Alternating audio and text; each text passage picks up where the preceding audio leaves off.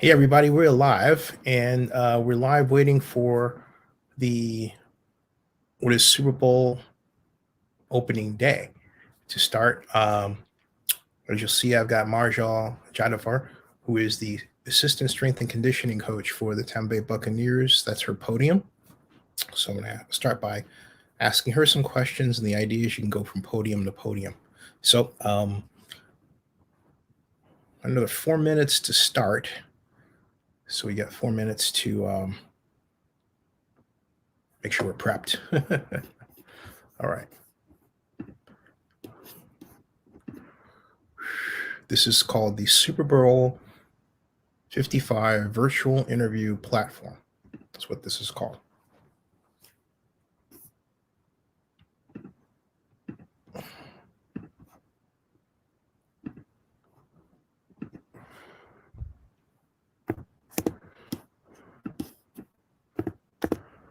This is like what Super Bowl Media Day used to be, but it is in virtual form. So let me make sure that I've got my phone here. Okay.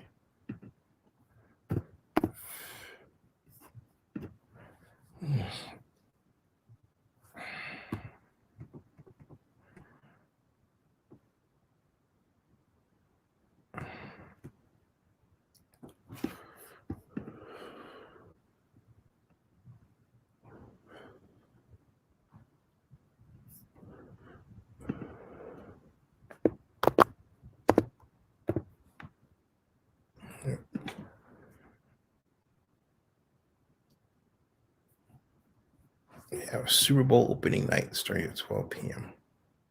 Interesting.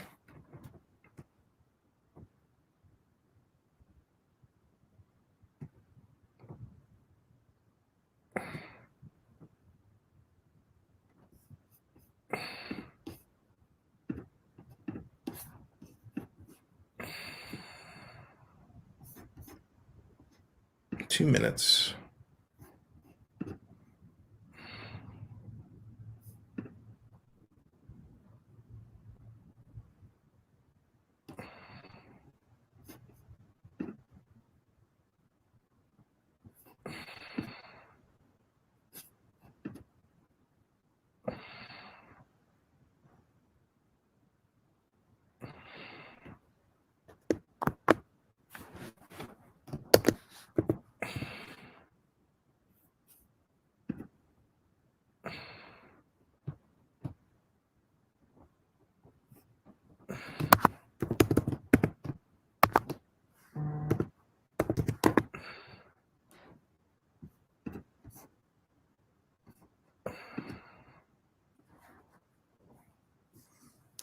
One minute.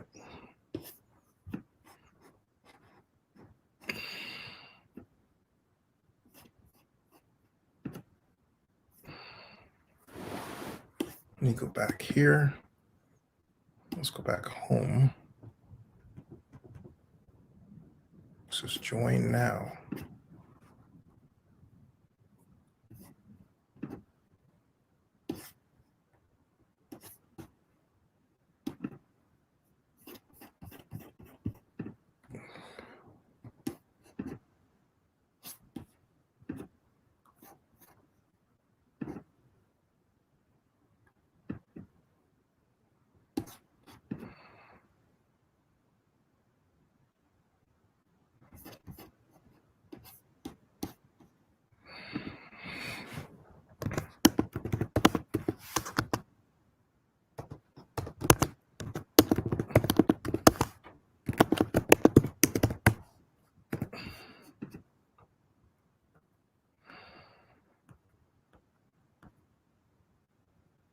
Coach Moore, I got great offensive minds in the building every day that I can bounce stuff off if needed. All right, we will go over to Cassidy Wood.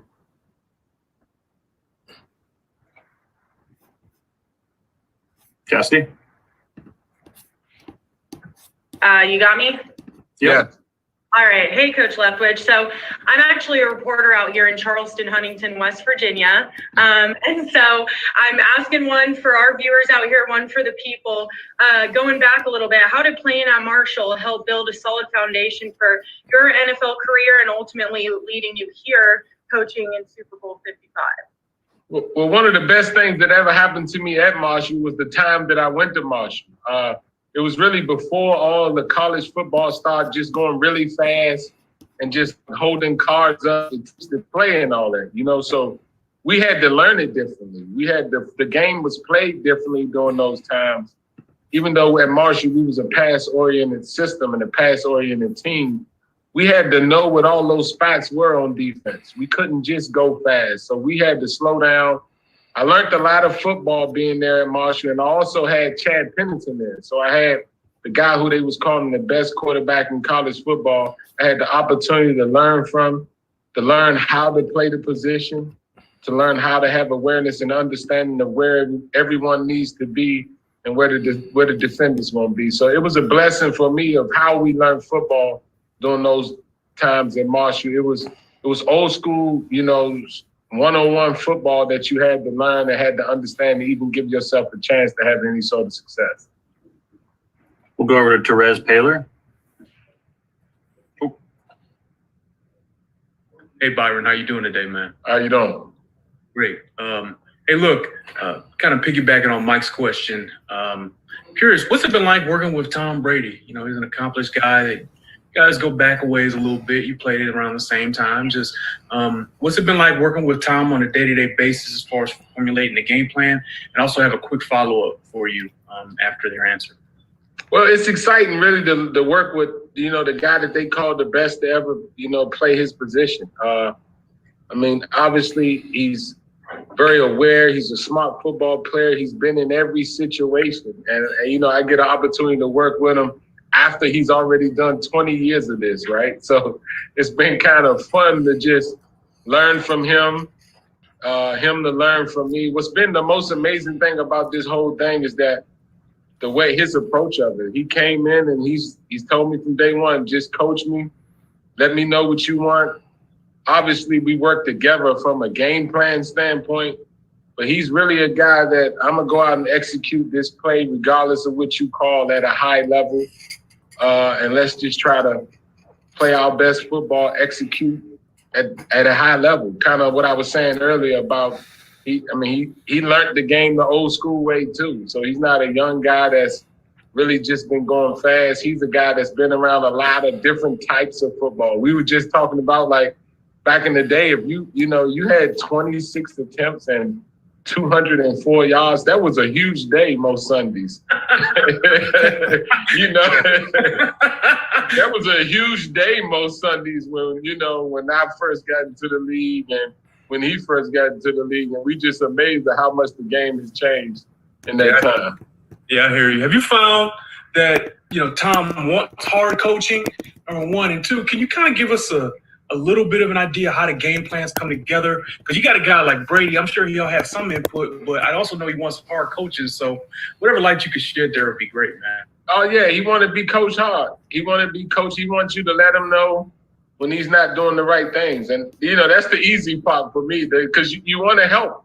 You want to put the player in the best position to have success. And if you don't coach guys like this want you to give them information and to help them be the best football players they can be. So they're never afraid of hard coaching. That's the easy part for them. And as far as the game plan, it's me and him find a way to put it together week in and week out. It was tougher earlier because we didn't have an opportunity to go through a lot of these things that we normally would have gone through with no off season. But we got halfway through the year. I think we learned each other, and us ability to learn each other has put us in position to play in this game here. I think I got a great understanding of who he is, the way he's going to see every concept now, and the way that he's going to see the guys that's out there with him on the field at the time that we're trying to execute that play. So I think we got a good understanding of each other, which has allowed us to always be in a positive from a play standpoint. All right, we're going to go over to Gene Fournette. What's up, Byron? Hey, what's up?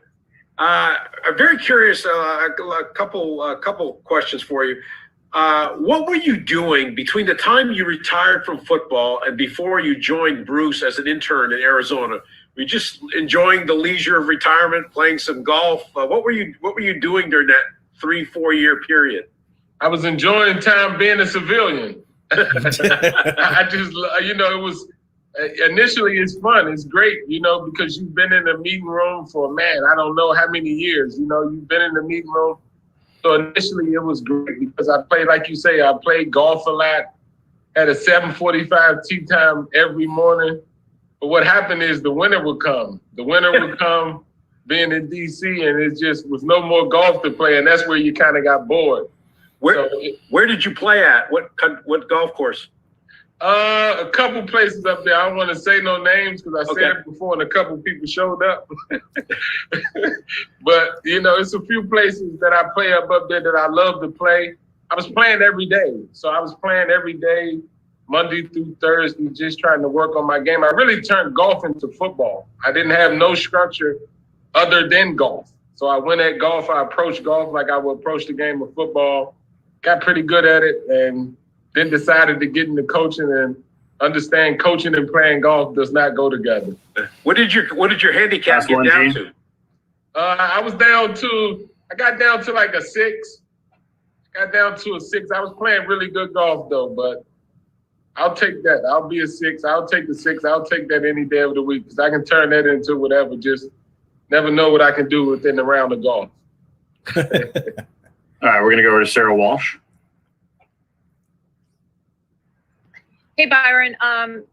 If someone told you on February 1st of last year, I don't know where you were at that time, a year from now, you're going to have Tom Brady, you're going to have Rob Gronkowski, you're going to have Leonard Fournette, and you're going to be sitting here talking to the media because you're playing in the Super Bowl Sunday, what would you say? I wouldn't be as shocked as people would think. I'm not really shocked that we're here in this game, to be honest with you. I think we had a good football team last year, a young football team that was learning how to win. I remember telling my offensive staff and just at the end of the year last year, looking at all the free agents that were coming out. And I remember telling myself, if I'm a free agent quarterback, I'm coming to Tampa. I remember saying, I'm coming to Tampa just to see the players that we had here. And I know the perspective of, the Buccaneers and all those things. But as a quarterback, you watched the tape, you cut the tape on, you saw the talent that we had, especially with the guys that were free agent quarterbacks. The guys that were free agent quarterbacks coming up, I just knew that this would be a nice spot. I wouldn't say that I thought that, it would lead to the, ultimately being in the Super Bowl. I think once you get Tom Brady, that's automatically an option, right? Because he's in it all the time. So we knew it was a possibility by having him. We knew we had to put the work in though to make sure we get here. We knew it wasn't going to be done by a bunch of talent. A bunch of talent don't get the job done. Guys pulling together, coming together, committing to each other. We knew that would be the way that we ultimately have an opportunity to play in this game, and guys done a good job of doing that all year long. Over to Adam Teicher from ESPN. Hey, Byron, wanted to ask you about Tyrann Mathieu. As you know, the Chiefs line him up all over the place. You come across many players that are quite as versatile as he is, that can do as many things on defense as he can. And because of that, does Tom need to be any more aware of where he's lining up pre-snap than any other Chiefs player? I mean, being with Ty in Arizona, I got so much respect for the human being, to be honest with you. Before I even get to the football player, the way he approaches, his leadership that he brings. I know how the guys in the locker room feel about him because I've seen him in the locker room. I know his commitment to the game. So before you even talk about the football player, you appreciate the leadership and the way that he carries himself on a football team. Then you cut the tape on, and then you see the plays that I've watched him make in Arizona. So we know what type of player Ty is. Ty is a great football player, great guy. Everyone would love to have guys like this on their team. I got so much respect for what he's about and his thoroughness and the way he go about the game of football. As a coach and as a player, you appreciate that. So we know how Ty feels and how he's going to approach this football game. We just got to make sure we're ready to play and make plays also. So, it's a great football player, man. He's a great football player. I've seen him have a lot of success in this league, and I see he's up there doing the same thing. We'll go over to Jenna Lane.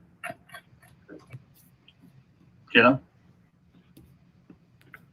Hey, Coach. I'm just curious from your vantage point, because you were at this Super Bowl the last time it was in Tampa, and obviously the circumstances were so different with COVID-19. How has it been different for you guys, aside from the fact that you're sleeping in your own bed at night?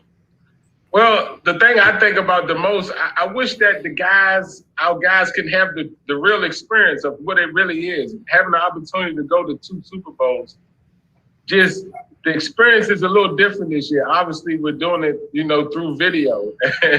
And so it's different than it's ever been before. But, these guys get an opportunity to have this version of it. I would love for them to have been different years, different circumstances, so they can truly experience it the way that I experience it, because it's a unique thing. It's a thing you should enjoy. Put in a lot of work to get this far, and to have an opportunity to play in this game. If you're one of the last 2 teams to play in this game, this is the time to enjoy it. This is the time to let the world know who you are as a player and all the questions that come with it. They're all fun. And I wish they could truly experience it the way that I experienced it in the past, but I think this would do for the guys. Go over to Adam Kilgore. Byron, during those days when you were golfing and your civilian lifestyle you were talking about, was coaching in the back of your mind? Was that something that you were thinking about even when you were a player maybe? Or when did you sort of start thinking that you'd want to become a coach? Well, BA always wanted me to coach. BA always wanted me to coach, and it was just something I just wasn't ready to do. I needed to get away. I needed to see what the rest of the world was about. I mean, you got to understand, you're in team meetings and in football meetings for almost all my life. So it was an opportunity to really just be a civilian. Like I say, just be a civilian. Now, during the process, I always talked football. Football is my life. Anybody that know me know how I feel about football. Me and BA would talk.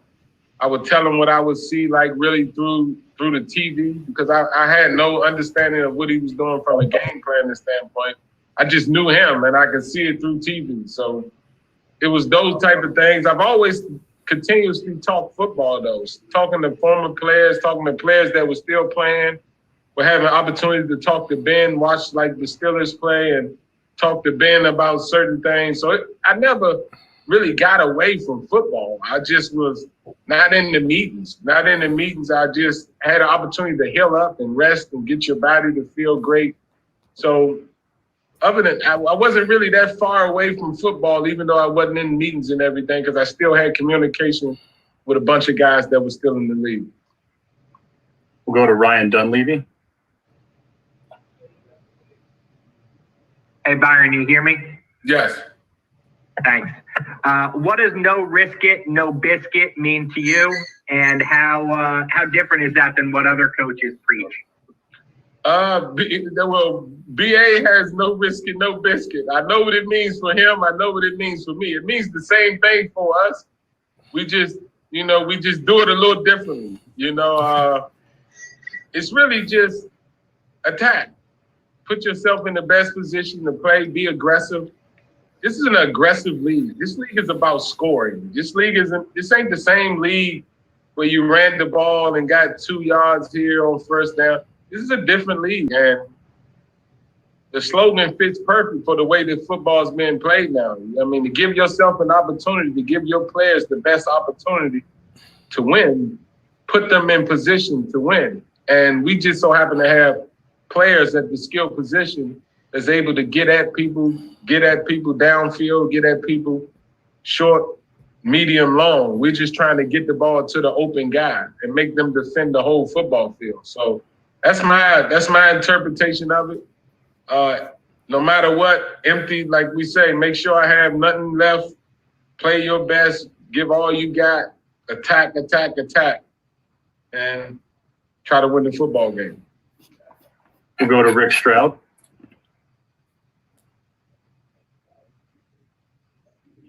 Rick? You can't hear you. Okay. We're going to go over to Lindsey Jones.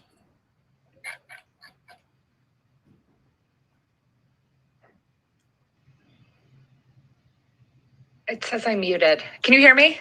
Yes. Okay, sorry, just the host muted me. My apology there. Hi, Byron. I'm sorry if you got asked this earlier. I've been kind of Zoom hopping here amongst your coworkers here, but I was hoping. Do you have much of a relationship with Eric Bieniemy? Do you know him through kind of coaching circles? And what does it mean to you that there's two Black offensive coordinators in this game, especially when diversity hiring has been such a major topic of conversation?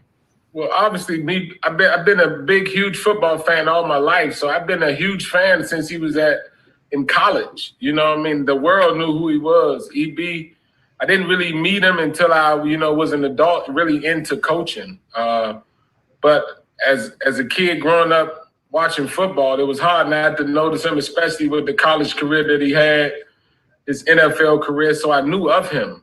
Had an opportunity to meet him as a coach. The fact that hopefully one day it's not such a big thing that two, African-American offensive coordinators in the Super Bowl. But it is still right now, so it's something that we have to talk about. But all I know, he's a good dude every time I've been around him. And he understands the game well. Obviously, he puts that team in position to have success week in and week out. Obviously, I think of Andy, appreciate what Andy, I appreciate BA, just having the opportunity to be around these type of guys who view these guys as the way that they view BA and Andy, they view these guys as offensive gurus, geniuses, and what they do. So it's a blessing that me and him get an opportunity to learn from guys like that and get better ourselves. But he's been good to me as long as I've known him. All right, we're going to go over to Rick Stroud again. Rick? Can you hear me? Hello? Yes, I can hear you. Yay! There you go, Rick. I'm in it. Hey, Byron, along those lines, Bruce Arians said that he was ticked off. He used more colorful language, as you can imagine, that you did not get an interview this year. And we know what the only one African-American coach was hired. Were you upset about that? And why don't you think? All we ever heard was, hey, offensive play callers. That's what the league is looking for, right? And then here sits you and Eric. I didn't really have an opinion of it, to be honest with you. That's not really why I do it. Me being a former player, I really want to help these players be the best football players they could be. I really want to put them in position so they can shine and be the best at whatever they want to be. As far as all the other stuff about getting interviews, I can't answer that question. There's no need to ask the people that's getting interviewed why they're not getting interviewed. I can't really answer that question. All we can do is try to do our job to the best of our ability. And the narrative may change time in and time out because, hey, it is what it is. We just got to make sure we just keep working, get better at what we do. All right, we have time for a few more. We're going to go over to Scott Abraham. Hey, Byron. This is Scott Abraham from ABC 7 in Washington, D.C. Good to see you as always. D.C., baby. Good old DMV is going crazy about you. And you were obviously shaped as a player during your days at H.D. Woodson on the football fields across the DMV. But I'm wondering, kind of looking back now, how did those experiences shape your leadership qualities and maybe your coaching style that you kind of look back now and realize, maybe it all started on those fields in D.C.? Oh, yes, that's definitely where it started. That's why everything I do, I got that city running through my blood. So everything I do, I know I got a lot of support back at home. I got a lot of guys pulling for me. And I try my best to set the best example I can set for the guys that's coming after me to have an opportunity because I know very few people are here in this moment from where I'm from. So I try to represent that and always try to do right by that with the understanding of how far I came to get to this point. I love that city. It's home, and I just try to represent it in the best way I can. I know it's still a lot of people pulling for me. I get 200, 300 texts a game just back at home, people back at home, people who coach me, people who's taught me, people who grew up with me. Just big time support back at home. You gotta love it as just a human being. And I just try to rep it and try to stand tall for us as much as I can. We'll go over to Martinzi Johnson. Hi, Byron. Myself, again, I'm jumping off of Zoom, so apologies if you've been asked this already, but I had a question about Scotty Miller. Obviously, he's a fast guy. Hard work goes into that. You all's game planning goes into that, but the play at the end of the first half of the NFC Championship game kind of stands out because he kind of blows right past the defender. I was wondering, with plays like that, do you think any part of that goes down to the defender maybe not realizing or forgetting how fast Scotty actually is? I don't really know, and I don't care really. You know, I remember watching the tape of Scotty, and man, I loved it. Loved the tape. I remember being at his pro day, and I was hoping he runs slow. I was just hoping. I was like, man, I was in the corner. I was like, I want him to run like a 4.41 because I knew if he runs as fast as I thought he would, that would open the eyes of a lot of people because I didn't know if everybody saw the tape. You know, so I was just thinking, man. And then when he ran like a 4.3 something, I was like, yes, that won't trigger anything. That won't trigger people to look this guy up and to see what he is. I think he's a great football player. I think he's been making plays like that all over tape his whole career, really. You cut the Bowling Green tape on, that's what you see. You see those type of plays. So as far as the play, I knew we had an opportunity the position he was in.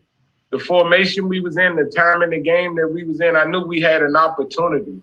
And good thing Tom put a good ball up.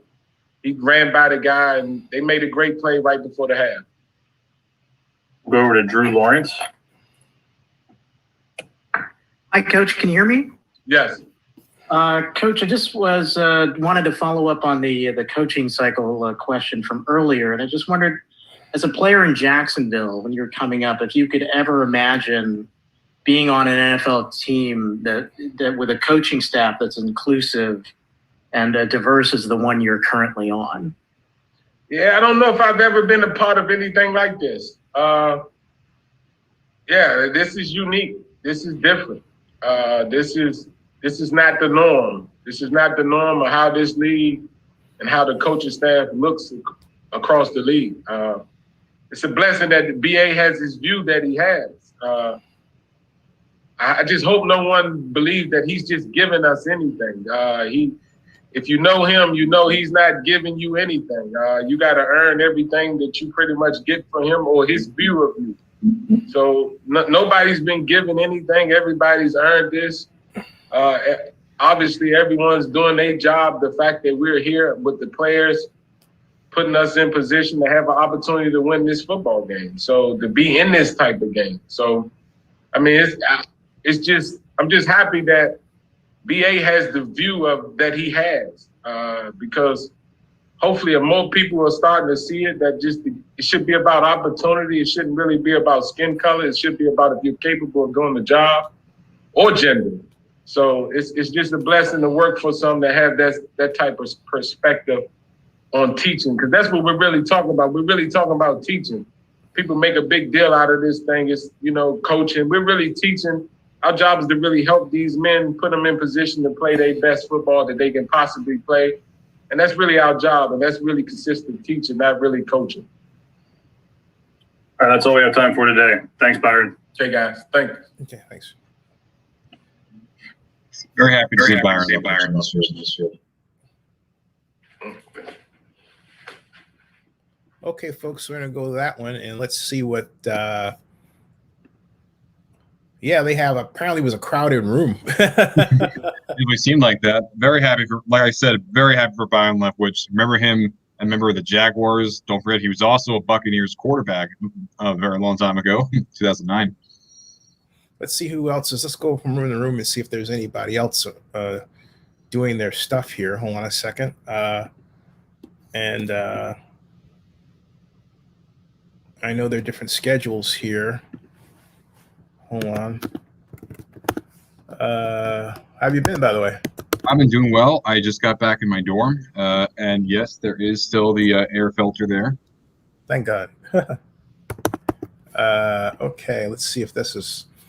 I have to check the schedules. Oh, that chair is empty too. So let's leave that one. Let me go back and check the schedules here and see who is up. We had all of Christensen, Harold, Godwin. People are going back and forth. The difference between this and the standard Super Bowl media day is that and right now we have the next Bucs availability will be at 12 p.m. and that will be in 30 minutes. And so we will have Shaquille Barrett, Levante David, Mike Evans, Chris Godwin, Rob Gronkowski, Jason Pierre-Paul, Anadakam Suh, Devin White, Tom Brady, and Bruce Arians. So guess which room is going to be the most crowded, right? That's a loaded. Yeah. That's pretty loaded right there alone. All those names. Yeah, that is. And if you want to see what I'm talking about, folks, we go back to StreamYard and post it. And there were some people, you couldn't see this in the Zoom, but myself, Alex Fleming, who I met at the Combine last year, and Darren White of ESPN were saying, hey, we get questions in. And a lot of the names, some of the names, not a lot, like Lindsay, I'm acquainted with, of the Denver Post. The beat writers, apparently they had some sort of hierarchy that they weren't making others aware of. Now, the entire difference between that and the normal Super Bowl media day is it's a free-for-all. You stand at a podium, and it really looks like a podium. Let me give you an example while I have the time here. But first of all, I want to share the screen so you can see what I'm looking at here, and get an understanding. Okay, this is the podium. Okay, and that's what the podium looks like. And so, if I go here, I can scroll. See who's available. That's Tom Brady and Bruce Arians, and basically, and if this were at, I would guess, let's say the Tampa Bay Convention Center or something like that, each of these would be podiums, and you would go back and forth between one or the other, and you would have 30 minutes to catch a conversation. And you could either stay at one podium, like we stayed at Byron Leftwich's, and we tried to get a question, or you can hop from one to the other. My original plan was to go to the strength and conditioning coach, but I figured that I didn't know when I was going to get another shot at Byron Leftwich, and who knows, might get to ask a question, and he's the person that was, of all the ones available, really the person of the hour to talk to. And the difference between what we are doing and what those folks are doing that are in the room is they're looking for quotes for something they can write. This is media, so we're looking for content that you can view right now. If you're a casual fan or even a print media person who can't be here, if you will, virtually, and for whatever reason you want to include something, or you're a blogger or a microblogger, on Twitter. And so, but the whole point is that you would normally be able to go back and forth, and people could actually shout out their questions. So let me give you an example of Super Bowl Media Day from, see if I can get one from Cam Newton when I was covering that Super Bowl.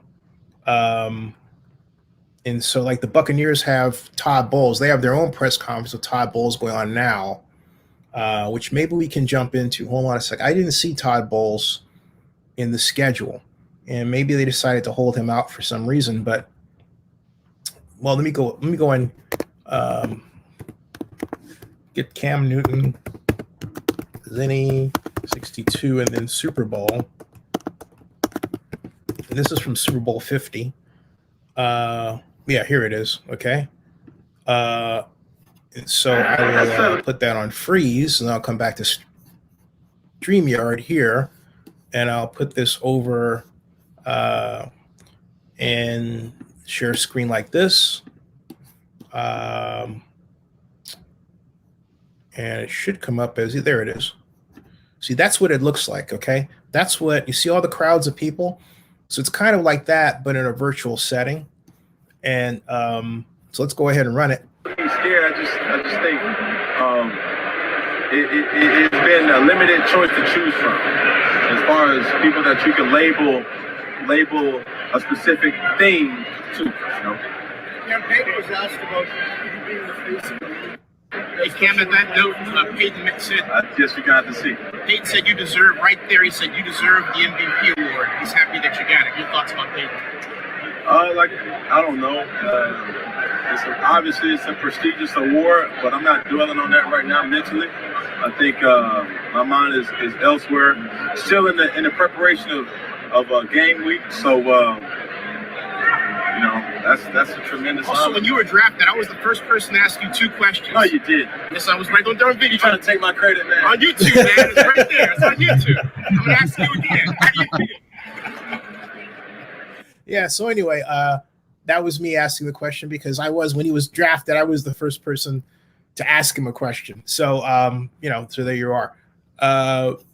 But that's how a normal Super Bowl media day works. And so now we have is something where you can't see who's where. You can't get a read of the room and see which podium is less occupied to go to. But we got, on the good notes, we got Byron Leftwich, and the way this works, we'll get him again. So let's go back to the media center, and let's see, get that out of the way. Any thoughts, Vinny, while we're looking at this? This is your first media day. Yeah, it's pretty cool that, I'm a part of this again. Thank you so much for everything that you've done for my life. Oh, you're Vinny. welcome. Thank you. It really is a tremendous honor. Thanks for being a part of this. Thanks for being partner in crime, man. No, Zenny, thank you for making this even possible in the first place. Oh, you're welcome. You're I would say this is, you're having like a rogue gallery of just stars and, just influential figures throughout the NFL circles that we all have a chance to talk to. I've seen Media Day. I've been watching Media Day every single day since every single time whenever there's a Super Bowl, as long as I can remember. And it's usually some sort of basketball stadium or some sort of baseball stadium in some cases where they're all just crowded together. They're all just crowded together, just wanting to ask whoever it is, whatever question they want. And, sometimes when Jimmy Kimmel would have Guillermo would also come. Right. Guillermo would also be there, and he'd be like, Tom Brady, I want you to sign my book. Oh, hey, here's Anthony Prioli. Let's go and join. Oh. And see if we can get his thoughts, if we can launch this meeting. Open Zoom. And the thing I hate about this, I keep having to type my email in every single time. Okay. We had that talk the day after the Chicago game, he and I, and just, setting goals for everything, right, wrong, or indifferent. We had to have goals set that were probably a little bit harder to achieve if we were going to keep them motivated in the right manner, at a tough time, to go out of the season early. So I think we definitely, with, speaking with the medical side, speaking with Vito, we were trying to set the bar as high as possible, within reason. And, I would say that, from the outside looking in, it definitely looks like everything happened really fast. But, I can assure you that was definitely a long, stressful journey for him that started the very next day after the injury in Chicago, and just definitely chipping away day by day. Every time we were given a little bit more leeway to take it a step further, the preceding steps to get to that point, we're preparing him to, go from the first time doing something at maybe looking at 50% of his previous self. The second time, he almost looked like he would prior to the injury. And I just think that it was, a good, long thought out plan between my staff, the medical staff, the sports science staff, and the coaching staff, just kind of putting our heads together to make sure that we're definitely crossing our T's and dotting our I's with him as it relates to the injury itself, but then also making sure that as he is allowed to get back on the field, we're keeping the main thing, which is playing defensive line at the way that he has to play it. And so, making sure that we were intermixing things along those lines as he was cleared, closer and closer to the Green Bay game. When did you find out that that playing last week was even possible? Like, when did you have a sense? I would definitely say that in our minds, we definitely believe that if we got to this point in the year, there was a slight possibility that could happen. And at the same note, you don't push that if he's not ready. I'm never gonna want to push a player to go out onto the field and put themselves at risk in a situation like that, especially if it's going to do more future harm. So he definitely had to show everybody involved in that process on my end and on the medical end and on the coaching end that he was ready to not only be out there safe, but also be a high performer. And I think he's started to answer those questions, with his play through the first time back. But I definitely had it in my mind that it was definitely possible, a long shot, but possible. Great. Next question, we're going to go to Ben Bolin. Hey, Coach, congrats on getting this far and getting to the Super Bowl. I wanted to ask you about Tom Brady, and he's obviously well known for his TB12 method and some things that maybe aren't quite traditional. Have you talked to him at all? Has he talked to you? Has the team adopted any TB12 principles? How has that gone this year? Oh, so I definitely talked to Tom about there's a lot of knowledge there in a lot of different areas beyond just performance itself. The time that he spent having experienced a lot of the things that other guys have not in their careers. There's a wealth of knowledge that I definitely pick his brain as often as I can. But a lot of the principle that he follows, I think that there are already a lot of things that we also believe here in regards to doing the little things right. I mean, Tom definitely is on top of his diet in the right ways, rather than looking for little 1% things that make the big change, which he definitely does those too. He's making sure that the meat and potatoes of the program, he might not actually want me to say meat and potatoes, but the meat and potatoes of the program are actually up to par. So not so much is it adopting what he does, but I think that we already have a lot of parallel thinking in that regard. Just cool to see how well he takes care of himself, and the fact that he's an open book and really good with teaching us a whole lot of the good and the bad that he's done through the years. And what has Gronk been like in the weight room? Is he still lifting weights? Is he more of a band guy? What's Gronk been like? No, Gronk lifts weights. Yeah, I mean, I guess it's all relative. Whether it's bands, whether it's a weight, it's just a stimulus that we're going to put the guy's body through. But I mean, just to answer your question, yes, he does lift weights. Just like any of our other guys, though, we customize it as much as possible for their style of play, for their injury history, and also trying to get a little idea of what's worked and not worked for them over the years. I mean, we try to customize that training program for every guy on the entire roster as much as possible. Gronk's been great to train, even dating back to our virtual workout periods. I had a lot of fun with him through that means, and even more so in person. But he, just as you guys see him on the field, he attacks his training in the same manner. Just like Tom and pretty much any other vet, really understands his body. So it makes it a lot easier for us in the way that we do things to work with him hand in hand and making sure that we're, coming up with a good game plan to get him to be at his best each Sunday. Well, thanks a lot, Anthony. Next question, we're going to go to Randy Zelia with the Back Sports page.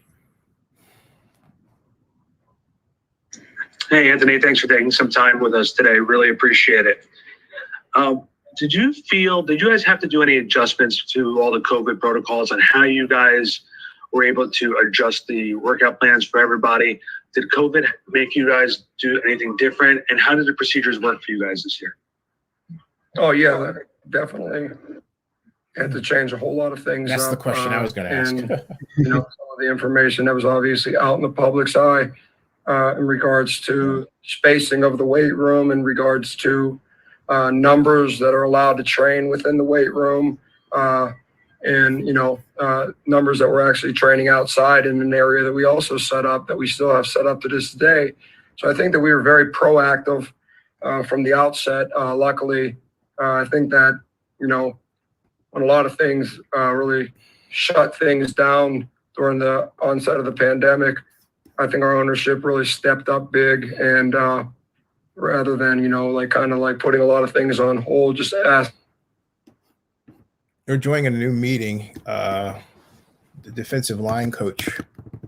One moment, please. Okay. Then I'm going to have to take a small break. Not you, Vinny, So but here we I go. kind of live by like a 10-minute rule. If I'm, totally upset about something, I give myself 10 minutes to get over it. If I'm so excited about something, I get 10 minutes to celebrate, and then I got to move on because there's a lot of work to do, and there's a lot of prep stuff that has to go on. Hopefully after the season, I'll get a chance to kind of sit back and reflect. But right now, we're singularly focused, and I'm part of that process. Next, we'll go to Nate Davis.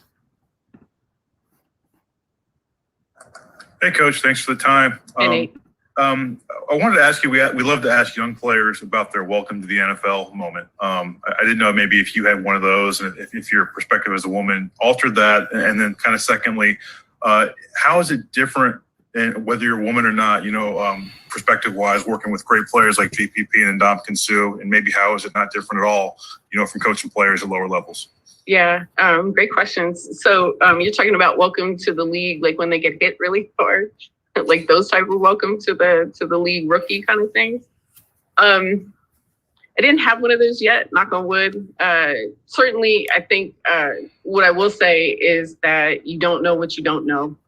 And obviously, I am around a lot of experienced coaches. So just being able to try and stay up with all of the things that come so automatically to them, I think has been, my biggest point of emphasis to try and get better as a coach. I still have a long way to go. I can't catch up with these guys in a season or two, but I think just trying to kind of stay where my lane is in regards to being an assistant coach, to learn, to continue to work with Coach Rogers and work within Coach Bowles' system.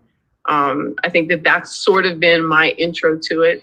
A lot of studying on my part, for sure. And this year, obviously, feeling a lot more solid with things. So that's always good. And then as far as the players go, I've always tried to look at a guy individually, not really by the contract size that he has, but just coach him within the scheme or within the assignment. So the guys are great. They're all really respectful. They're all really good to work with. They're very coachable. And it hasn't really struck me like one over the other for players. I'm glad to be around them and have the ability to coach them on a daily basis. Next, we'll go to Daniel Gallen. Hey, Lori. Daniel Gallen from Penn Live. Hi, Daniel. You know, when you look back at your time at, Susquehanna Township High School, in central Pennsylvania, kind of the start of everything, sure.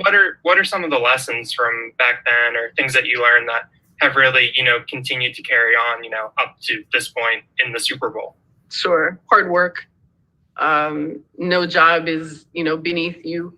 When you work for different sizes of schools back in PA, some have resources and some don't.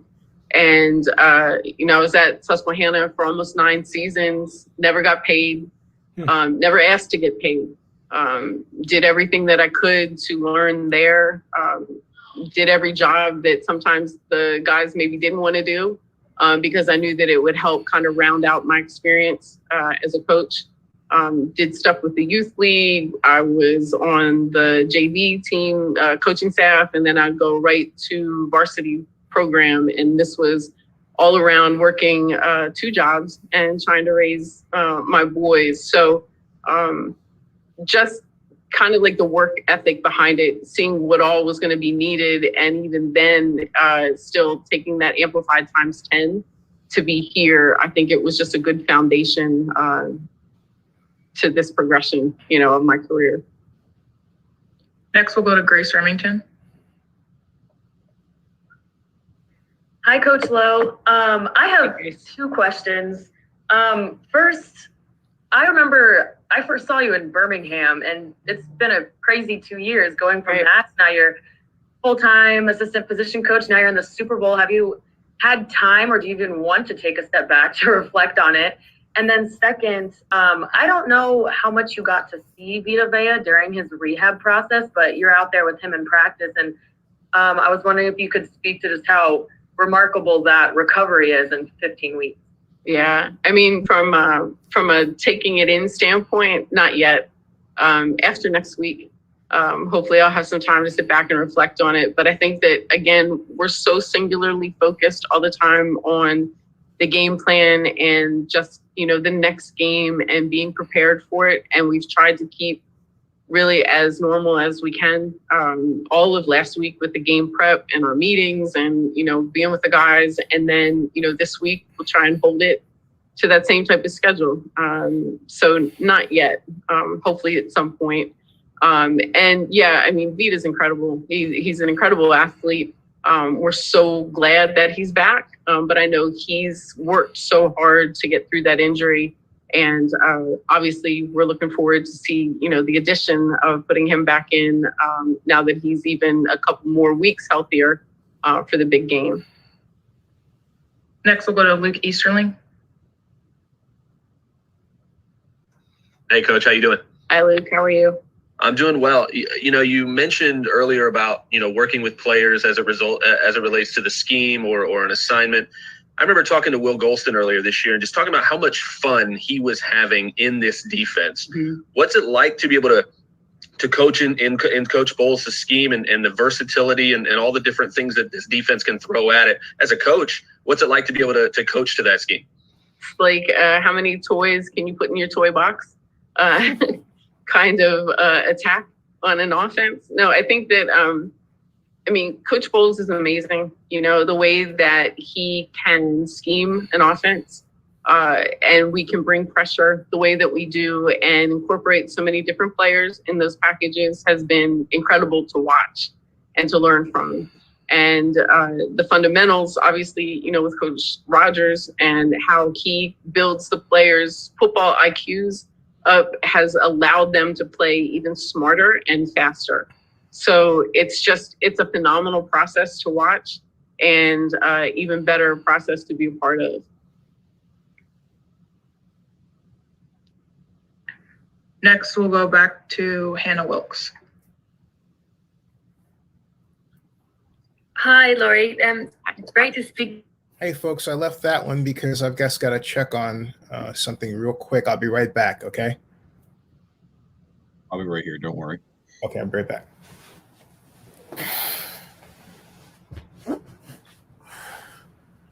I also had my hand open for a question, but I didn't want to leave and then have them call on me. So that dims the bricks. I'll be right back.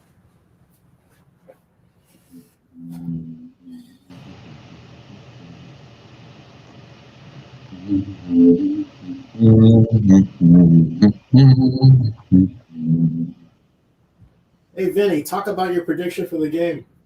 The Super Bowl itself. I see the Chiefs winning over the Buccaneers by 4 points. I think it's going to be a very close matchup. My only issue, the reason why I'm mainly going to go with the Chiefs here is mainly because, they were just here last year. I feel like because I have a little bit more confidence in their offense than the Buccaneers, I'm going to pick them. However, I would not count out the Buccaneers defense to try to limit the amount of points they could score on the board. So that's why I'm picking the Chiefs by 4 points. I heard you were picking the Buccaneers to beat them in last year's Super Bowl. Don't worry, you were doing it late anyway. I'm not going to hold you to that. I'm not that stingy.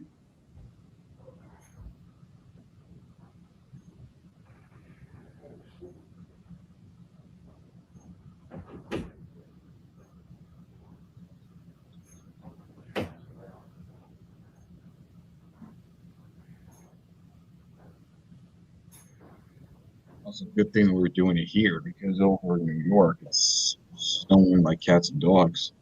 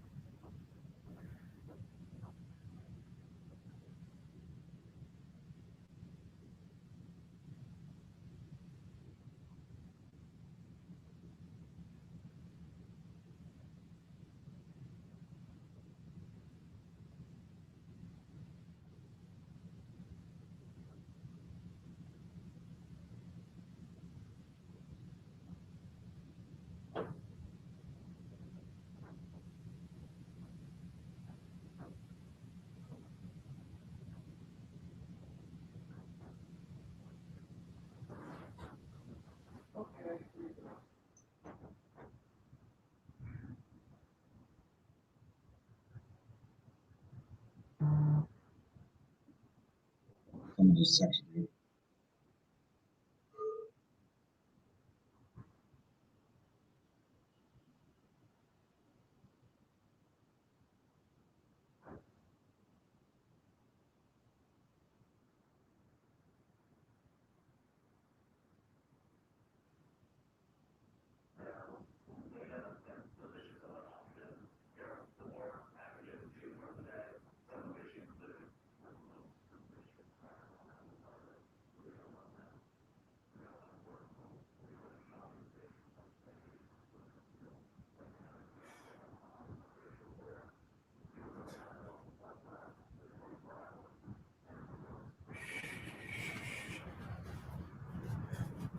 Almost back, folks. Take your time. Oh.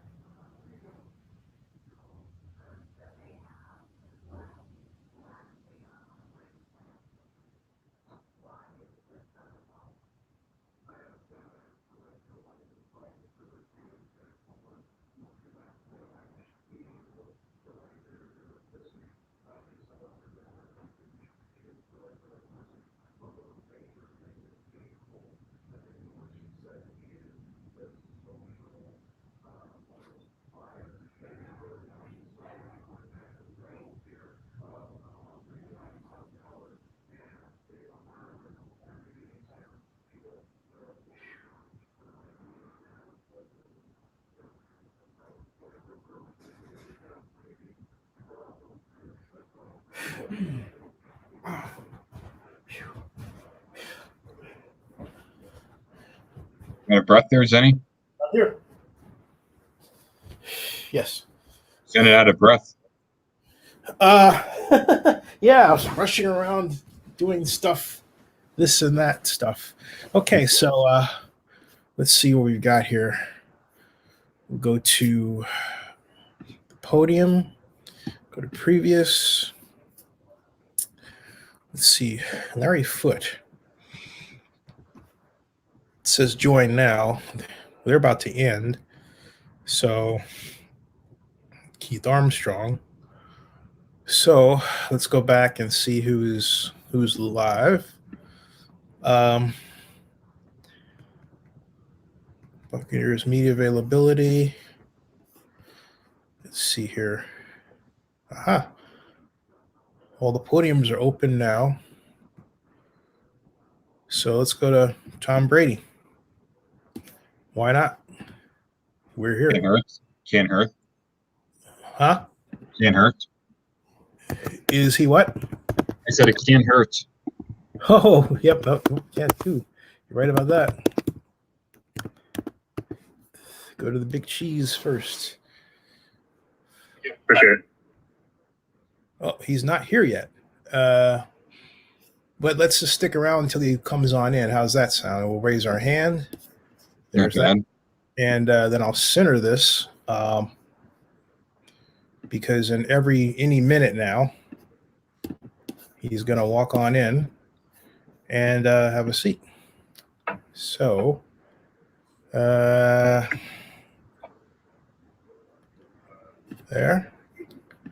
Yeah. So the way this is set up, we're going to see Tom Brady walking in. I think I heard him. Here. Yeah, there he is. Coach Brady. Yeah. Doing that. That's what I figured. Hey, Tom. Hey, how you doing? I'm good. How are you? Good. Give me just 1 second. I think they want us to wait until we get started right at noon. Great. Good shape. Thanks, big guy. I gotta get a picture of this.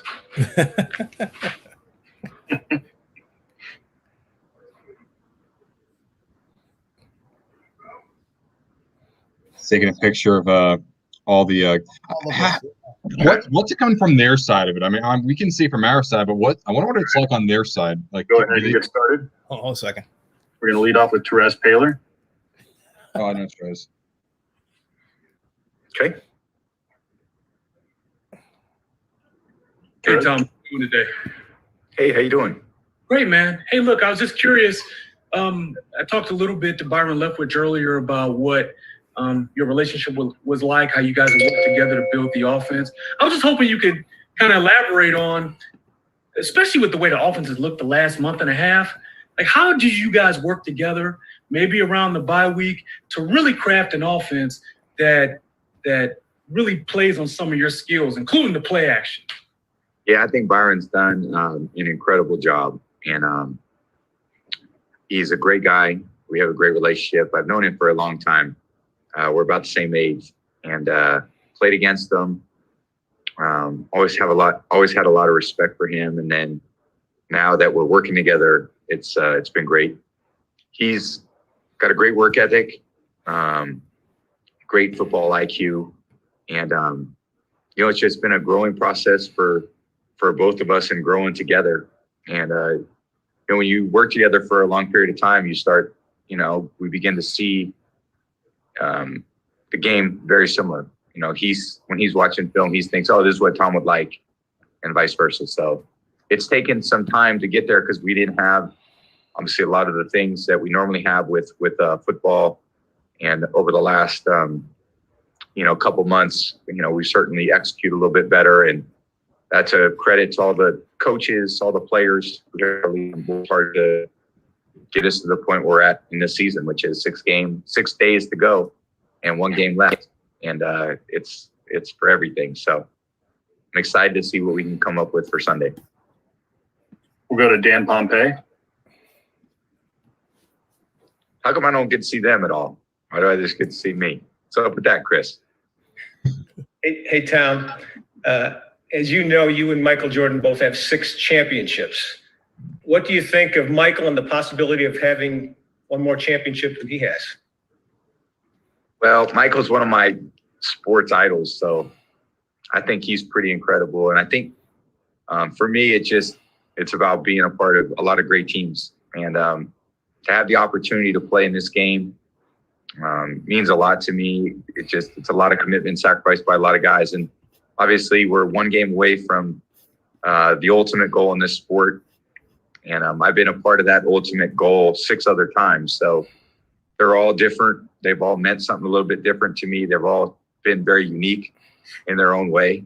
And it'd just be cool to accomplish it this time. I don't compare them to the other times. Those were all magical moments in my life, and no one could ever take those away from me. And hopefully we can finish this season strong and, win a Super Bowl. That's why we're here. That's why we're playing, and make for a really magical season for us. We'll go to Rob Maddai from AP.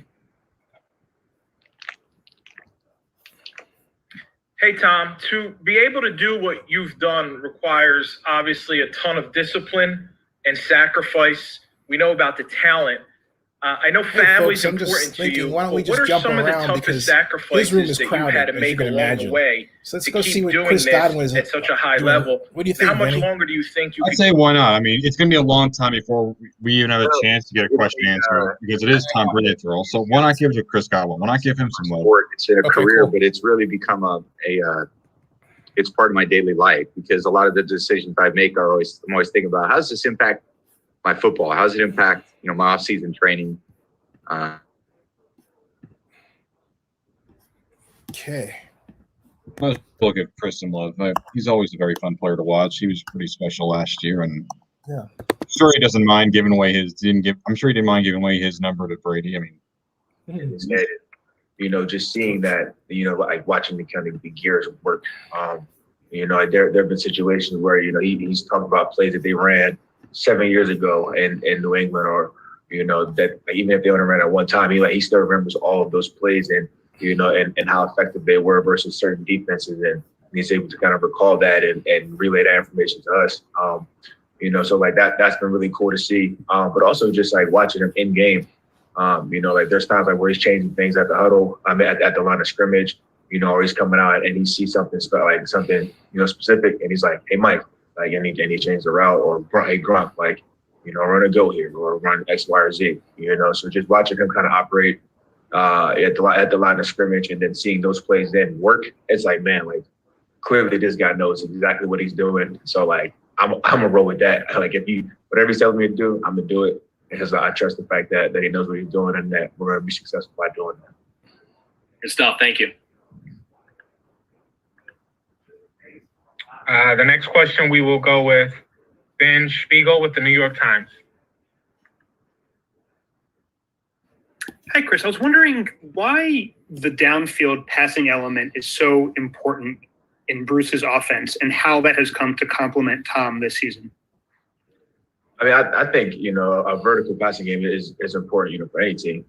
But I think especially in our cases because, you have to, have an element to your game to make people respect the fact that you can do it. If you were, just running the ball all the time, teams will load up the box. If you were just throwing short passes, then defensive backs are sitting on all your routes and driving. It's going to make it even more difficult for you to be effective. So when you add that deep passing game element to it, it makes defenses play honest. They have to respect the fact that you can throw the ball deep or that you can throw it short or intermediate. They just have to prepare for so many different elements to your game. And then how does that sort of fit Tom over the course of the season? Yeah, I think it's been interesting to kind of watch that develop. I think that there's like this narrative that Tom doesn't necessarily like to go deep down the field, but I think his thing is he likes to play the odds. He likes to play percentages, and he wants to take the most efficient shot, on the field, whether it's a short pass or a run. He wants to put his teammates in the best position to be successful. And I think you kind of seen that develop over the course of the season and watch the two styles kind of merge. And so now when we're taking more shots, but they're calculated shots. And that's why we've been more effective with those later in the year. Thank you.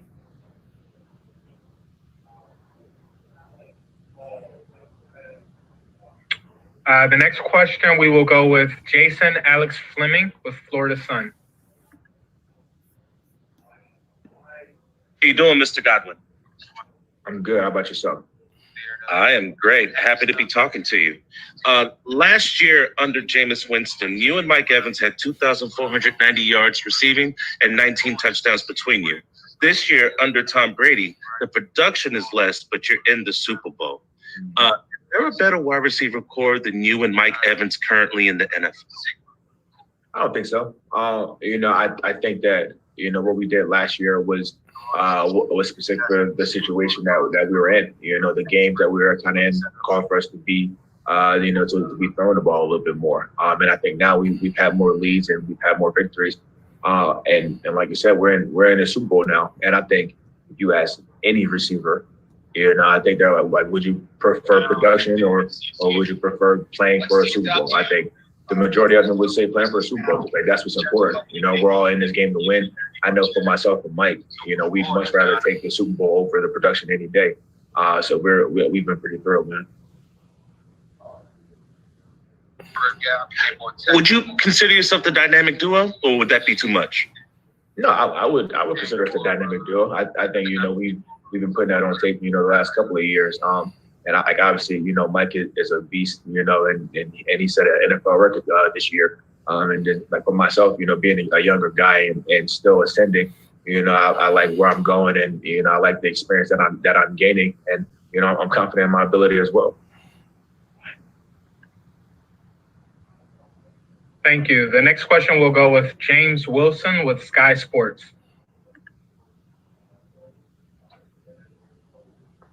Hi, Chris. Thank you for your time. I just wondered if I could ask you about the opposition this weekend, in particular, McCall Hardman.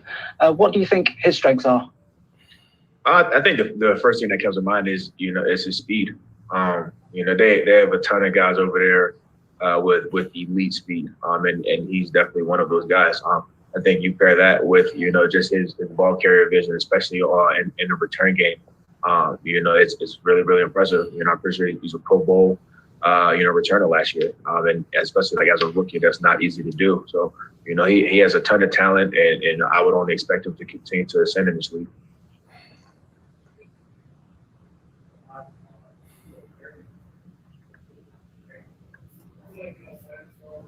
Okay.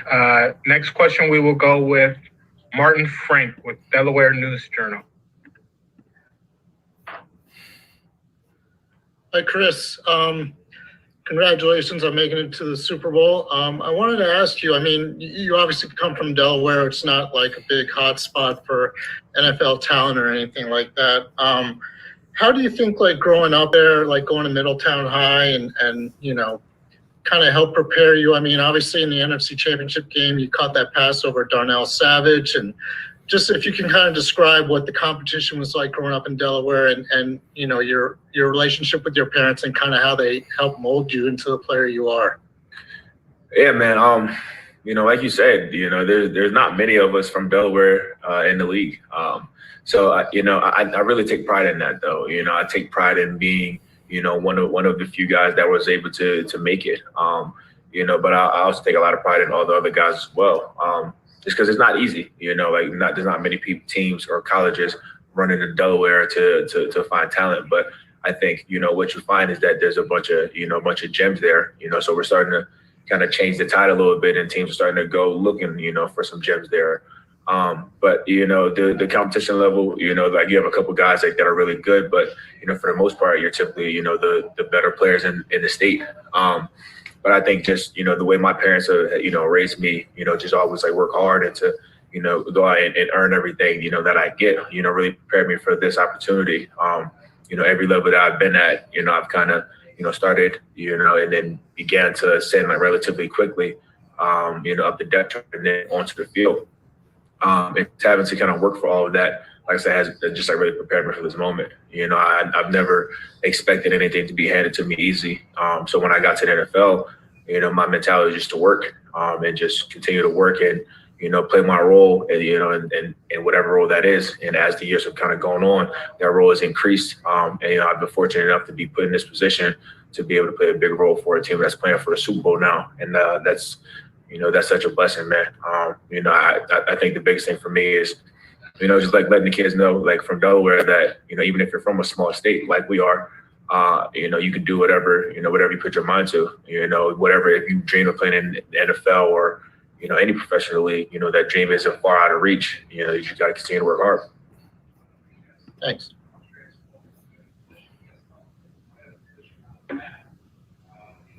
The next question we will go with Mark Canizero. Hey, Chris, this is Mark Canizero from the New York Post. I have two questions for you. One on Tom Moore, your legendary assistant, and another one on Tyrann Mathieu. Can you just talk about Tom Moore and how remarkable it is that a guy that age is still doing this at this time? And what is it about him at his age that allows him to connect with the young players? It's been so awesome having Coach Moore here, man. From the time that this staff got here last year, I kind of make it a point to, spend some time with him and just try to pick his brain a little bit, and like you said, it's so impressive that he, still at his age that he's here, every day, and being observant and helping young guys. I think the biggest thing is, that as younger, we're so young, that we all just have so much respect for what Coach Moore has been through, and just hearing, the guys that he's coached and the success that he's had, you have no choice but to respect that and to, and to lean into his knowledge. So it's really been a blessing, to have him here and, for me to be able to have a relationship with him. And with regard to Tyrann Mathieu, what makes him so special, and how difficult is it with him, just in terms of, his unpredictability and just, the plays he can make from everywhere?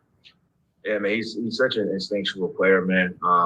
He just as far as I can remember watching him even back at LSU, he's such a dynamic playmaker and he has a nose for the football. I have so much respect for him and for his game and just how hard he plays, the game of football. So like you say, it's going to be tough, kind of combating that. But I think we're up for the challenge. I think it's going to be a really, really good show, and I think we have a bunch of talented guys, on both sides of the ball, that's going to really make this a tough matchup for both teams. Thanks, Chris.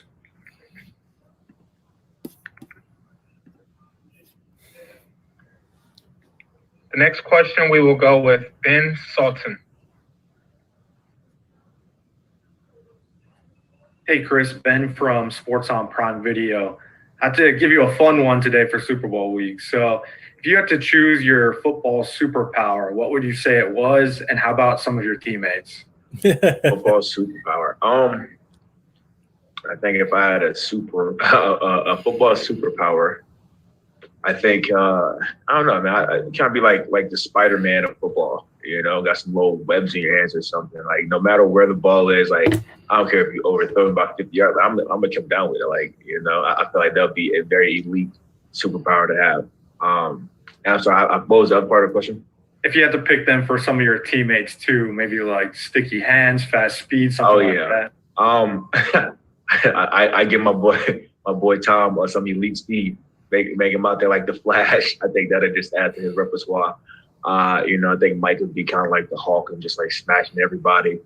Gronk would probably be like, what was the thing from Fantastic Four? I think we got a lot of creative guys on this team, that can use superpowers. Love it. Have fun this week, man. Yeah, I appreciate you. Have a good one.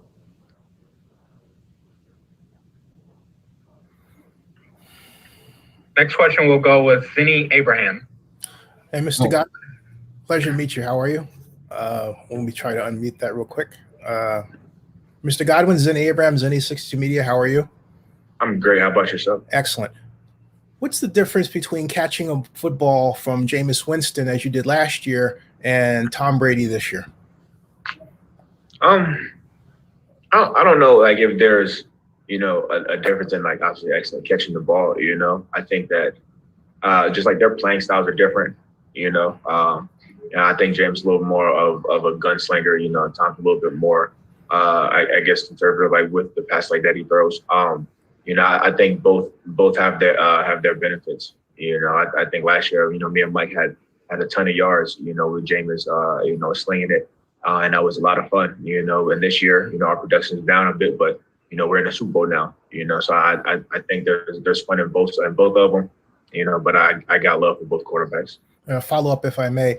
Do you look at the changes in offense that were made this year and think, my Lord, if we did that last year, we would have been in the Super Bowl? No, I try not to think about it like that. Each year is a different task, in its own right. You can't just say, if you had, this change here, this change there, that you would automatically be in the Super Bowl. So, this game is way too hard. Teams are way too good. You just never really know how things will play out. So you just kind of take it in stride, take it one game at a time, and just kind of focus on the task at hand. Yeah, thank you.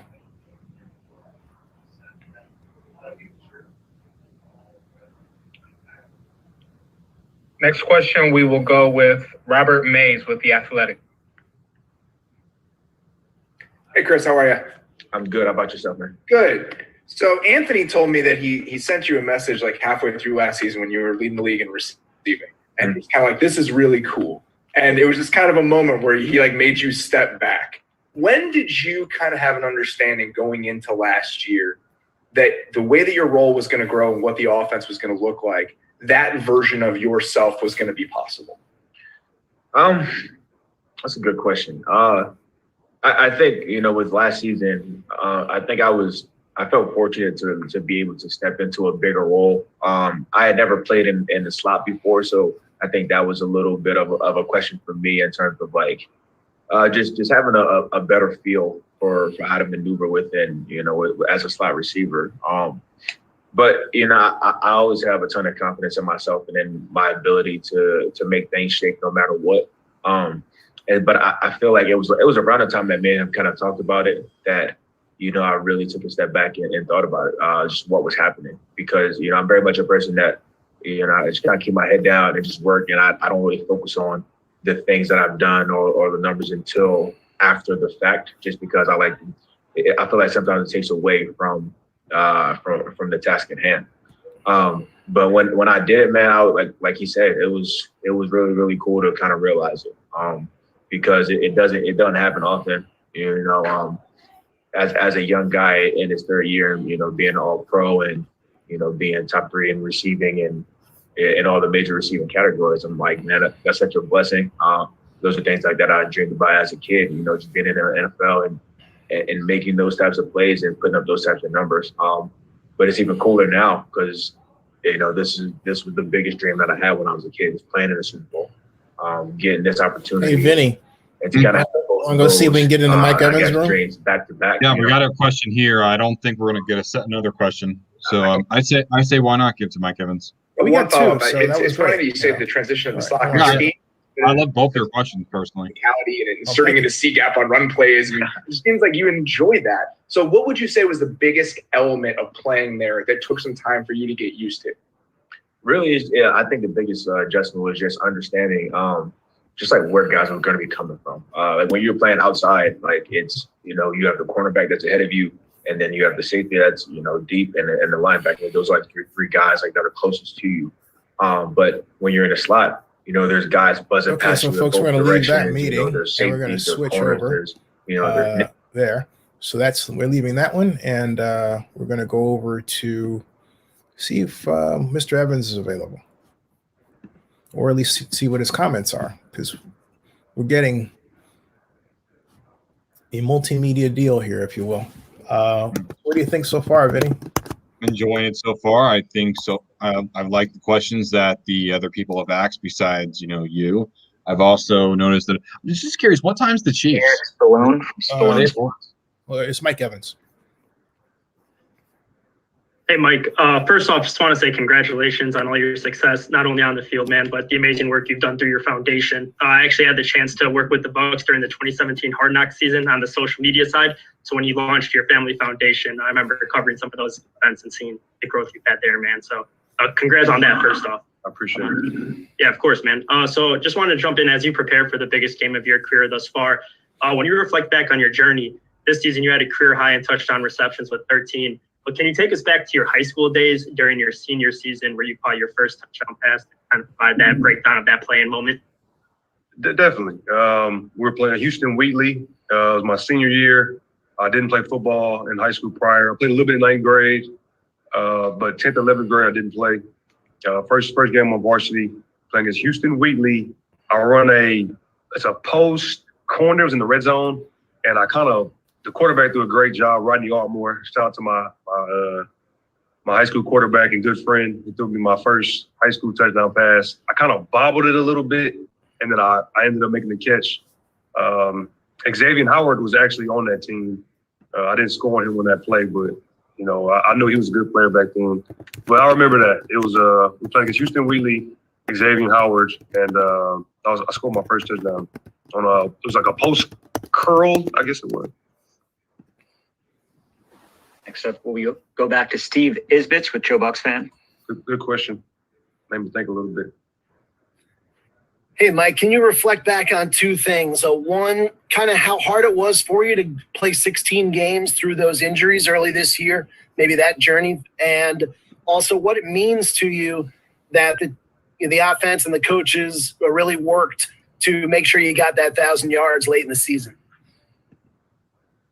Yeah, I mean, injuries are a part of the game. This season I've faced the most that I've faced throughout my career. But with a lot of prayers and a lot of hard work and a good training staff, I was able to play through all those injuries and try to help my team win games. I hate being out. If I can't play, then I'll know if I couldn't play. I'd sit. But my team, I feel like my team needs me to be out there, and I just want to try to help my team win, whether I'm hurt or not. And the coaching staff did a great job at the end of the season, trying to give me that record. I'm very appreciative of that. They didn't have to do that. I'm fine with winning and getting the moments like this, but having that record and being the first in NFL history, it means a lot. So I'm appreciative of Tom and the coaching staff doing that. Next, we'll go to Christian Torres.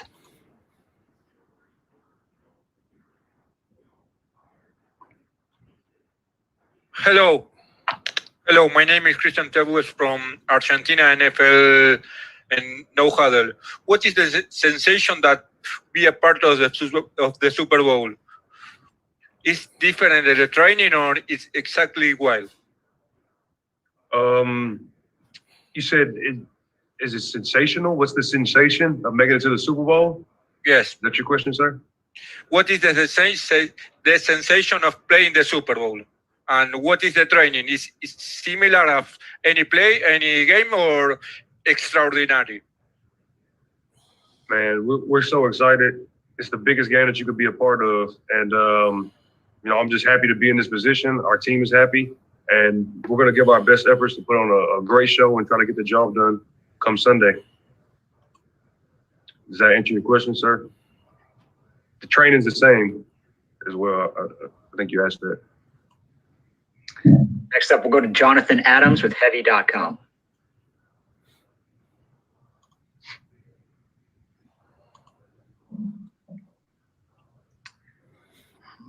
actually go back to Mark Berman now. Hey, Mike. I talked to your coach, basketball coach at Galveston Ball, Coach Temple. What did he mean to you in your journey, and what did playing sports, football, and basketball at Galveston Ball mean to you in your journey? Hey, Vinny, Specifically, what question would you like to have for Mike Evans? Oh, Coach Temple was a great mentor. Well, I was thinking you could maybe ask, like, I had a lot. What have you thought of your journey going through all these courses? How to act. I was thinking about maybe you could ask him involving like just the amount of like better way. My two basketball coaches, one AAU, one my high school. I know in week 17 he taught told me a lot. I learned a lot from him. Big passing receiving Sunday. And my times at Galveston Ball was some of the funnest times I've had in my life while playing sports. Because I was actually going to ask him the same question that I asked Chris Godwin about catching a ball from Jameis Winston. Next question will come from Rachel Hallowell. If I get the chance. I was thinking that would be a big one, but I've also thought about maybe you could potentially ask him about what's it been like. We're just wondering what your favorite thing is about Canada, and what you can answer in your best Canadian accent. Oh, now we're getting good questions. So is Canadian, a lot of Canadians speak really good English, and they don't have like much of an accent, but my teammate, Auclair, he has like a French kind of accent. Yeah. So I can't do a really good French accent, but I love how kind the people in Canada are. I've been to Canada twice in my life. I've been to Edmonton and for a basketball tournament in high school. And I went to Montreal on like a business venture. Both times were great. The people were unbelievable. Unbelievably kind people in Canada. Next question will come from Trey Jean Watkins from Black Sports Online. Hey, Mike, how you doing? I'm good. How are you? I'm doing good. Forgive me if this has already been asked, but you and Levante David are, I guess you could say, the two main stars for the Tampa Bay Buccaneers over the years. I've seen a lot of ups and downs with the organization regarding not making the playoffs and seen a lot of unfortunate ends to your season. But this year, you finally made the playoffs for your first time in your career. And not only that, you're playing in the Super Bowl on Sunday. So if you can, what has been your emotions leading up to this game, and just realizing that all the hard work that you put in throughout the years has finally led to not only the playoffs, but playing in the Super Bowl, and not only just any Super Bowl, but the Super Bowl in your home stadium? I mean, it's unbelievable. It hasn't really hit me yet what I'm going to feel, but I know I'm very excited and very happy to be in this position. I wish that COVID wouldn't have interfered with everything, and this included. But a lot of downs. You said the ups and downs. There's been a lot of downs, but now we're up, and we're gonna try to stay going up as long as we're playing. So it's been an unbelievable run this year. It was all worth it, and hopefully we can get the job done Sunday, and then stay on this track. Next question will come from Ben Spiegel with New York Times. Hi, Mike. I was wondering why, from a philosophical standpoint, if you could speak to it, why the downfield passing element is so important in your offense and how Tom has come to thrive within it over the course of the season. We're a very balanced team, I feel. I feel like we're a very balanced team, but if you don't have a down the field game, then it'll be easier for you to guard. So, teams play us in a lot of cover 2 and too high because of our playmaking ability at the receiver and tight end position. So, we have to nickel and dime them for a little bit. And then when they start being more aggressive, we try to hit them over the head. And, I feel like we're a very balanced offense. And, good teams have to have down the field threats.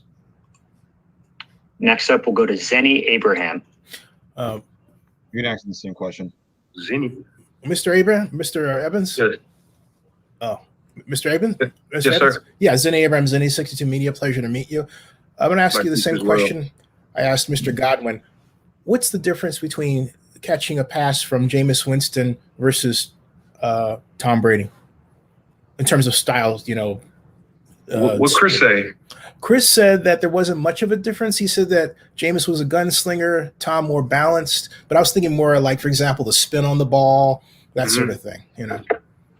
I mean, they both throw really good spirals, and they both throw with touch on the throws that they have to throw with touch.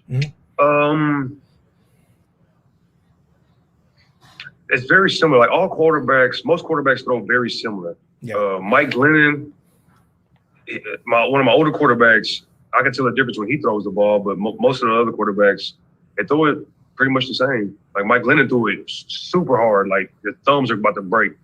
Yeah. But you know, Jameis and Tom, they throw very similar. And the other question that I asked, also most quarterbacks throw very similar.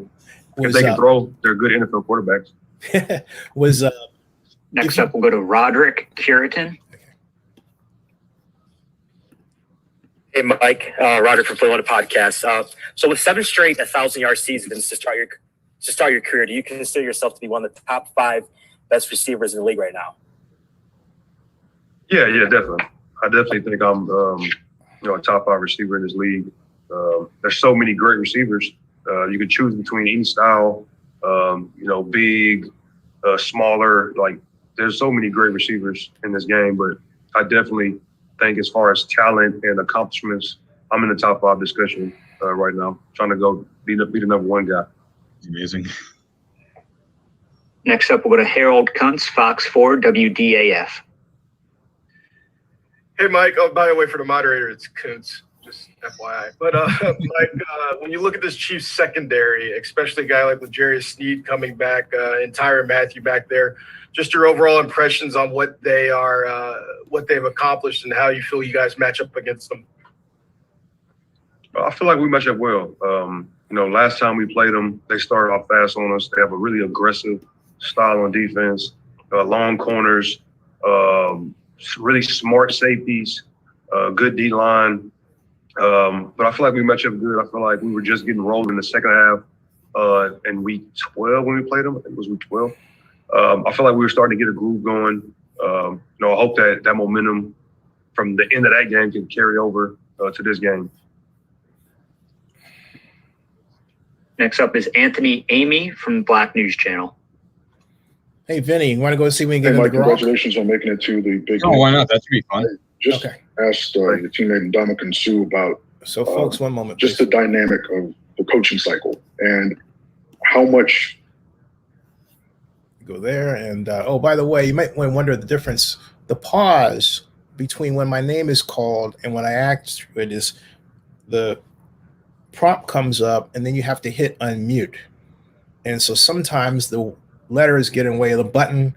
And so there's that delay. And that's the case for everybody. So that's what's going on. If you're wondering, hey, how come it's not an immediate, response? So there you go. Let me get to Gronk's room first. Go launch meeting, open Zoom. There's that.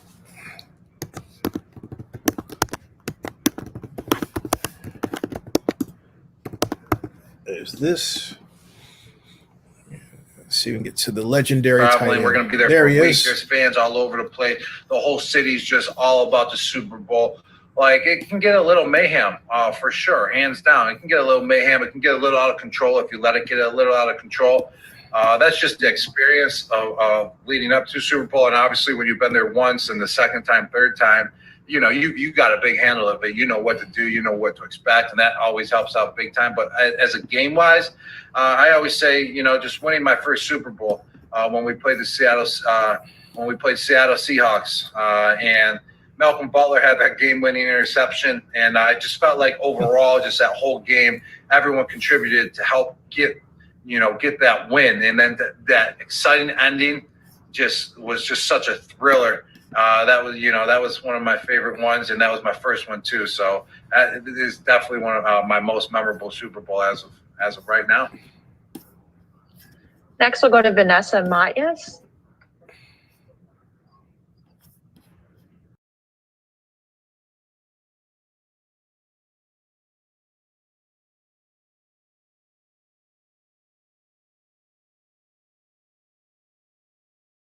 Learned any French words from him? or if you can imitate his French accent for us. Hey, you're a good guy. He actually said some French words before. I probably will, wouldn't say they were the most appropriate French words. And sometimes he throws jabs at us, and it's in French. But he's taught us a word or two, and it was, I think I forgot them. But it's funny whenever he does talk French, because it throws us off, because we don't, as everyone else in the tight end position doesn't know any. But he's a great dude. Love working with him, and we kind of have a connection because I grew up in Buffalo, so I was always going over the border to Canada because it was 20 minutes away. So Canada was like, part of,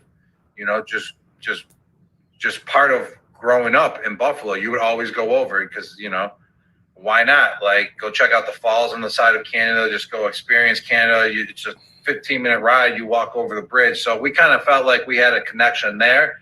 But he's just a great dude overall, and just love working with him. And you're a good guy. You're a good guy. That's what you're a good guy, Rob. All right, next question, Jay Skursky. Hey, Rob, it's Jay with the Buffalo News. Actually talking to you just a couple of miles away from Williamsville North, where you spent a lot of time. My question is, was there any part of you after you guys won on Championship Sunday who was maybe pulling for the Bills just a little bit, knowing that you would have had the opportunity to go up against your hometown team? That would have been nuts. I was looking at that game after we won, and I was like, this is going to be nuts no matter what, no matter who we play in the Super Bowl, because the Chiefs, they're the reigning champs. I mean, you're playing the reigning champs. Like, that's already an incredible story. But for myself, because I'm from Buffalo, I was thinking like, oh man, if Buffalo beats the Chiefs, I'm gonna be playing my hometown, like the Buffalo Bills. So like that, just checking the score because we were on the plane on the way home while that game was going on. I was just checking the score. I was like, this is just incredible. Like, whoever we play, like, it's just surreal. Like, you either play the reigning champs or I'm playing my hometown Buffalo Bills. That thought has come through many times. All my friends were texting me when the playoffs started, Bucs Bills, see it now, Bucs Bills every week. And every week we won, they won, Bucs Bills. And I was like, that would be like the craziest Super Bowl just, for myself, because I'm from Buffalo. But it's also crazy because we're playing the reigning champs. Go to the next question to Andrew Callahan. Hey, Rob, we were talking with your strength and conditioning coach earlier, Coach Paroli, I think I have it. And he brought up when you were trying to work with him virtually, like back in May, and get your body back into shape. It made him smile. It looks like it has for you too. What do you remember about those virtual workouts the first time with Coach? Oh, man. I tricked him. I tricked him a few times. Those virtual workouts, they were fun though. At first, just seeing, the little chart that has all the workouts on it, just doing them all, filming yourself. It was fun for like the first week, filming yourself, sending the video in, making yourself look good. If you felt like that one wasn't good, you're like, oh, I'm going to make myself look good so he thinks I'm doing everything. And then after like a week, it was like, oh man, I just wish we were in person because I don't have to, because every time I had to film myself and send it in, in order to get credit for the workout and stuff. So like that was kind of getting a little annoying. But then I started tricking him because I would bring my shirt out, and then I would bring another shirt out. So when I'm running the sprints, I would film myself like 15 times for that session, that workout session. But I would run it in a couple different shirts because you only had to send in like 2 or 3 reps. So then when the next time came, I didn't have to film myself because I already filmed myself running in a different shirt every time on that one day. And he hasn't had a clue to this day that I was tricking him about half the time during those virtual workouts. Great. Next, we'll go to Keyless Robinette. Hey, Rob, thanks for doing this. When you were coming out of retirement, I can't imagine that was easy to get back in football shape. What was the biggest challenge about that to getting back to where you are now? I mean, I kind of stayed in shape and playing for 9 years. You know, it's kind of like in back of the mind that like of what to do. I played basically everything for a year on my time off besides the game of football. But I was running, I was lifting, I was working out, I was playing hockey, I was playing basketball, I was playing volleyball. So my cardio was always there, and I feel like the cardio is what you never want to lose if you're trying to come back, because I would feel like that's the toughest to gain. I mean, like football movement wise, I've been doing that forever. Like football movements, I can do. That takes about a week or two to get back. It was just all about my cardio. So my cardio was up there. So the biggest challenge just overall, I would say, was learning a new system, was learning a new playbook. That definitely, can be a challenge, because when you're thinking, you can't really go out there and perform the way you want to perform. You're thinking about it, so you can't really run how you really want to run. So the playbook, throughout training camp, and I would say is the hardest thing about coming back and learning a whole new system. Next, we'll go to the Play 60 Super Kid, Amaya. Can you hear me? Amaya, how you doing? Good. How are you? Good, doing well. Thank you. Okay, so my question for you is, what advice would you give someone to help them accomplish their dreams? Oh, what advice I would give to help someone accomplish their dreams? First off, you got to follow your dreams. You can't let anyone tell you who you should be or what you should do.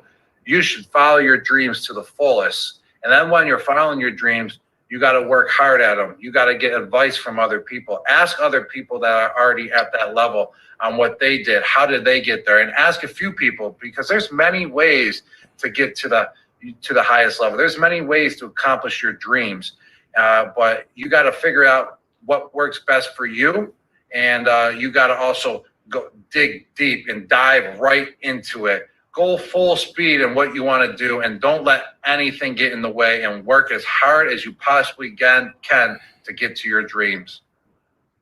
Okay, thank you. Yes, thank you. All right, next we will go to Nate Davis at USA Today. Hey, Rob, how are you?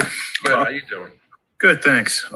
I know you get Tom Brady questions all the time, and I know you don't have a lot of guys to compare him to, given your time in the league, except some backups. But just what are the things that he does you don't see in the box score that really kind of help a team win?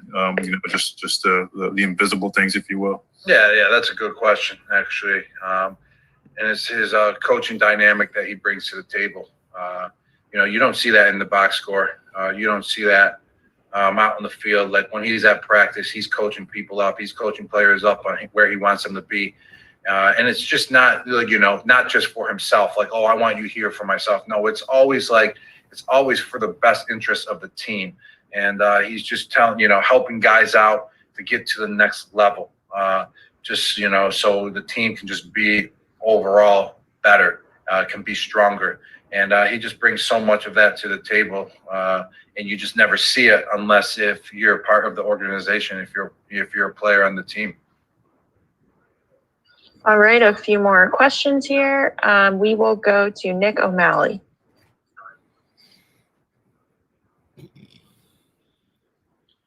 Hi, Rob. I think you've been asked about 15 times now how you're doing, but I want to actually dive into that. Back with New England, when we saw you get to the Super Bowl, there were a lot of times you had some serious injury concerns or banged up. We're scared about the concussion against Philadelphia. I want to know, compared to past times you've been all the way through this grind to get to the Super Bowl, how are you doing physically compared to previous runs? I'm doing real well, man. Real well. Haven't missed a practice. Haven't missed a game. You live and learn. That's the case about it. I would have never came back if I didn't, live and learn. Like, I would have never came back to the league. And the way sometimes how I was feeling, at the end of my career, I wasn't going to come back to the Bucs. But that's how I want to feel. No, it was like, whoa, what led to that? Why was I feeling like that? Yes, it's a game of football. It's tough, but there's always things that you can do to make yourself, feel more healthier, make your body feel good, make your mind feel good. So I learned, about those situations, and you're never ever going to hit it like exactly on, because it's a game of football. You're always going to get beat up and dinged up. But I've learned how to take care of your body. I learned from guys that are older than me that played a good amount of years in the NFL, and I've taken that and I applied that. So as of right now, man, I played 19 games. This is the 28th week we're going on of just straight football. I haven't missed a practice all year, not training camp, nothing. So I just feel good, man. I feel pretty good. There's no doubts about it that I get banged up. And some days, I feel down. It's the game of football. But just overall, on a general basis, this year has been very, very well to me in terms of my health. Great. Last question. We'll go to Kendra Douglas at WESH. Hey, Rob, on a lighter note, you worked with Tom for so long. So I'm going to ask you, I don't know if you've seen the things with the GOAT and the baby GOAT with Patrick Mahomes being the kid. What are your thoughts on, them calling Tom Brady the GOAT and then calling Patrick the baby GOAT coming up in this? Is it cool to kind of see that rivalry, just to see a younger guy come up and people kind of say, this could be the next big thing, like Thomas? Yes, Mahomes is an unbelievable player. And that's what's making this Super Bowl game, just to another level of just greatness. I mean, it's not just, two lollygag quarterbacks. We're talking, we got two unbelievable greatest of all time quarterbacks, and a quarterback that is just so young and just, doing things that have never been seen before. That's what's just making this Super Bowl just so special. And you got to appreciate that. And it was funny because my mom sent me a little meme, and it was Tom with Mahomes on back of his shoulders, like Mahomes is like a baby, but in Kansas City uniform. And it was like, take your son to work day, February 7th. It was just classic because Mahomes could really beat Tom's son, because Tom's just such a legend and been doing it for so long, and their age difference was where he could be his son. So that meme, when my mom sent to me, I told her that was a pretty good one, what she sent. And just overall, it's just, just unbelievable what both of them have accomplished in their career. All right. That wraps it up for the day. Thank you, Rob. All right, guys. Thank you. Yeah, thank you. So, folks, that is Rob Gronkowski. Let's go and see if there's anything else going on. Rob, why don't you just put on his mask? I should have kept it on there so you could see it. Let me stop that screen. Let me go back over and see who's live. I think that might be it. It looks like that's it. Yeah, because it's 12:48. I don't see anything live. And that's it until 4 o'clock, folks. We've got the Kansas City Chiefs media availability at 4 o'clock Eastern. And right now it's 12:48. So come on back at a little before 4 o'clock so we can resume. And that will, I think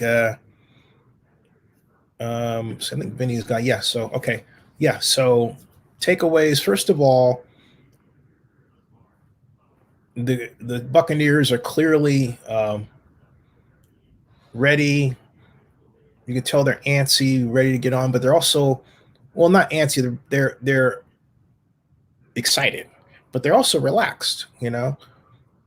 This media day was also different because it's virtual, and at first we were getting these really stiff questions, and then we got on the lighter side. Now, a standard Super Bowl media day has people in different costumes, and it's the visual aspect of it is missing, right?